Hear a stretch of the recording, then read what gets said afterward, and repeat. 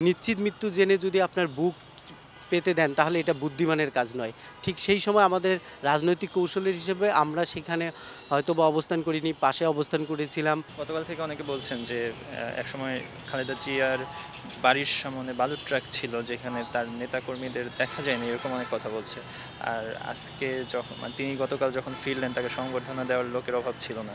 তো এই ব্যাপারটা আপনি একজন কর্মী হিসেবে এখন একটা সময় আমাদের বেগ পেতে হয়েছে, এটা সত্য। তবে আমাদের শক্তি কোনো অংশেই তখনও কম ছিল না।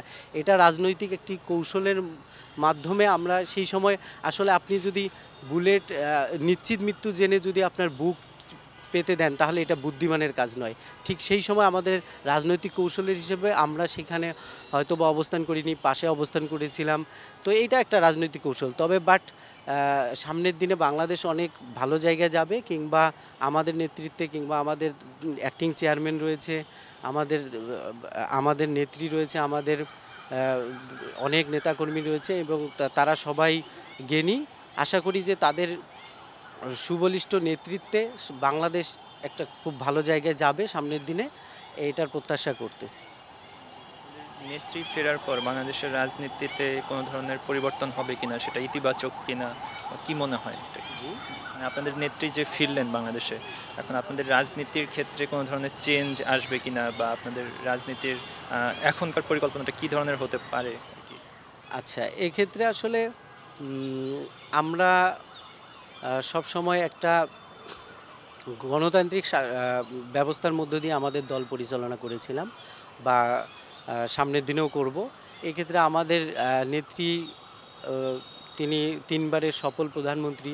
তিনি যে ডিসিশনগুলো দিবে আশা করি সেটা জনগণের কল্যাণেই দিবে। এক্ষেত্রে আমরা তার নেতৃত্ব মেনে নিয়ে আমরা রাজপথে ছিলাম, রাজপথে থাকব এবং আশা করি যে আমাদের নেত্রী দেশকে অনেক ভালো জায়গায় নিয়ে যাবে।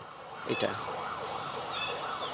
একটা ব্যাপারে জানতে চাই ভাই যে আপনাদের বিভিন্ন জায়গা থেকে অনেক রকম অভিযোগ আসে, তৃণমূল পর্যায় থেকে আপনাদের দলের বিরুদ্ধে হোক, বা আমরা অনেক সময় অনেক ফুটেজও দেখতে পারি।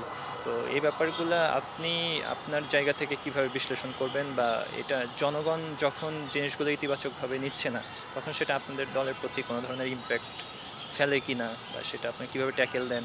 আচ্ছা, এক্ষেত্রে আপনি জানেন যে বিএনপি একটা বৃহৎ রাজনৈতিক দল। আপনার এই বিশাল সংখ্যক নেতাকর্মী কিংবা জনসমর্থন অনেকে আছে, দেখা যাচ্ছে যে কোনো পদপদবিতে নেই, কিন্তু সে অনুপ্রবেশকারী। এক্ষেত্রে এই অনুপ্রবেশকারীরা বিভিন্ন ধরনের সমস্যা করতেই পারে। এটা আসলে দলের উপরে চাপিয়ে দেওয়া হয় অনেক ক্ষেত্রে। তখন গিয়ে আসলে আমরা বিভ্রান্তির মধ্যে পড়ে যাই। কিন্তু আসলে আপনি দেখবেন যে পদধারী নেতা কিংবা যারা দলকে ভালোবাসে তারা কিন্তু কখনো এই ধরনের কোনো কার্যক্রমের সঙ্গে যুক্ত নয়। এটা হচ্ছে প্রোপাগান্ডা অনেকে ছড়ায়, কিন্তু তারপরে বলবো না যে এমনটা বিভিন্ন জায়গায় হয় না, এমনটা না।